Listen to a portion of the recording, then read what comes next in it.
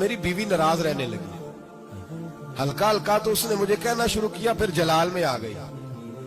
और एक दिन मुझे कहने लगी, अगर आज नाना कुछ लेके आए तो बच्चे लेके मेके चली जाऊंगी।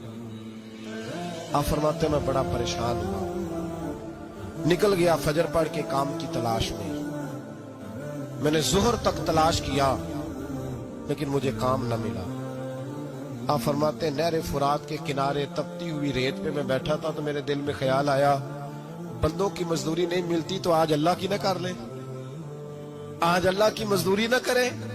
आप फरमाते मैंने गर्म रेत से तयम्मुम किया, वुजू किया वहीं फुरात, और गर्म रेत पे कपड़ा बिछाया तो नफल पढ़ने शुरू कर दिए। जोर से असर तक नफल पढ़े, जोर से। चले मैं एक दुआ करता हूं, आप आमीन कहना। अल्लाह करे कि हम मगरब के बाद वाले नफल ही पढ़ने शुरू कर दें। नबी करीम सैयद आलम सल्लल्लाहु ताला अलैहि वसल्लम के गुलामों का हाल देखे, इबादत का हाल देखे। फरमाते मैंने कहा अल्लाह की मजदूरी करे, जोर से असर तक नफल पढ़े गरम रेत पे। और जब असर हुई ना तो मैंने अपने रुमाल में ना थोड़ी सी रेत बांध ली। घर की दीवारें छोटी छोटी थी। मैंने कहा बीवी ने देखा ना खाली हाथ आया है तो अंदर से शोर करेगी, हम साहिब भी सुनेंगे।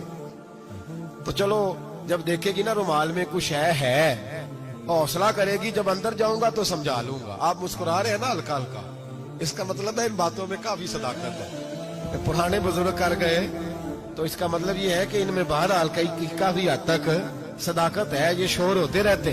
कहते मैंने वो कहा कि चलो दूर से देखेगी तो घर जाके समझा लूंगा। आप फरमाते पहले मेरी बीवी दरवाजे पे बैठी रहती थी, बच्चे बैठे रहते थे, मुंतजिर होते थे कि कुछ लेके आए, घर में फाका होता। आज मैं गया तो शोर ही कोई नहीं, कोई शय नजर ना आई। वो रेत से भरा हुआ मेरा पल्लू मैंने दरवाजे के साथ रखा, अंदर चला गया।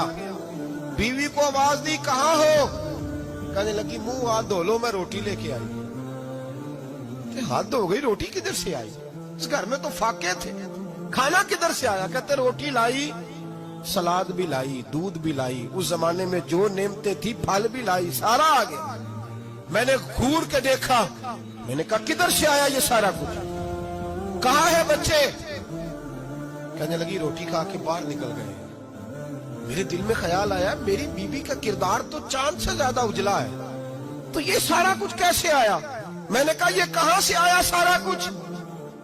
तो कहती है मेरी तरफ देख के कहने लगी पता नहीं आज किस करीम की मजदूरी करने चले गए थे, पता नहीं किस करीम की मजदूरी पे चले गए थे।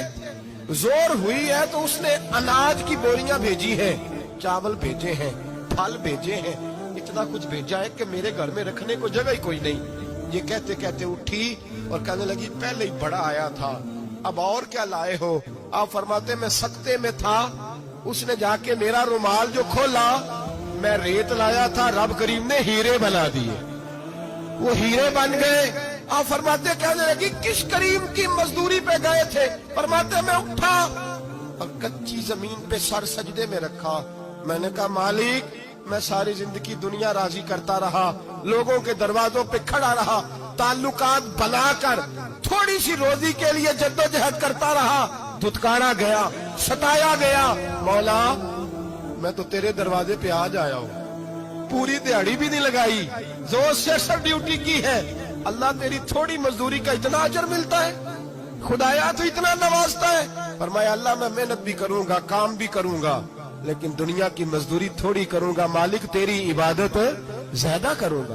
भाई याद रखो हम सारी जिंदगी लोग कब्रों में चले गए, मस्जिद नहीं आए, कब्रों में अल्हाकुमुत तकासुर हत्ता ज़ुरतुमुल मकाबिर, कब्र में जाने का टाइम आया, लोगों की नमाजें पढ़ दी गई पर लोगों ने नमाजें शुरू नहीं की, नमाजें पढ़ दी। कहीं ले जाओ, शादी का मौका है तो वो कराची जाने को तैयार है, लेकिन चंद फरलांग पे मस्जिद है, मस्जिद जाने को तैयार है। अल्लाह के वली की अलामत है वो इबादत गुजार होता है। और जो ना नमाज पढ़े ना नमाज पढ़ाए वो जिंदीक तो हो सकता है, पीर हो सकता, मैं जिम्मेदारी से कह रहा हूँ, जिंदीक तो हो सकता है पर पीर हो सकता बिल्कुल बेदीन है, बल्कि बददीन है, पीर हो सकता। इसलिए कि अल्लाह के वली की अलामत यह है कि उसके चेहरे पर इबादत की रोशनी होती है।